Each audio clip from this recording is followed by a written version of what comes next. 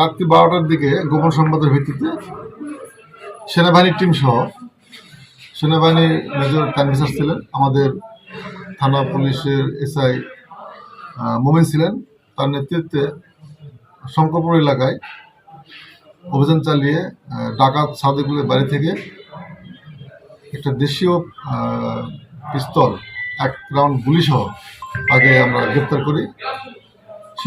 তার নামে ডাকাতি মামলাও আছে। সে এসব ডাকাতি কাজে ব্যবহার করতো মূলত।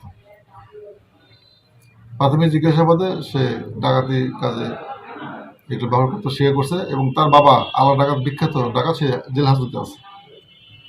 এদের নামে কি পূর্বে কোনো মামলা রয়েছে? হ্যাঁ, সাদেকুলের নামে পূর্বে ডাকাতির মামলা আছে, 2008 সালে একটা মামলা আছে। তার বিরুদ্ধে মামলার প্রসেসিং আছে, আমরা মামলা রুজু করে কোর্টে চালান দিই।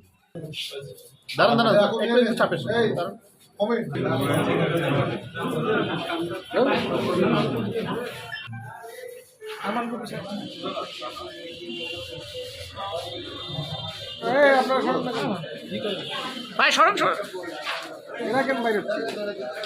আরে পরে আরে একটু আস্তে আস্তে আস্তে আস্তে আস্তে এদিকে আস্তে আস্তে আস্তে আস্তে আস্তে যান যান যান। আরে মোবাইলটা নামান না, এটা নাও ওরে ভাই।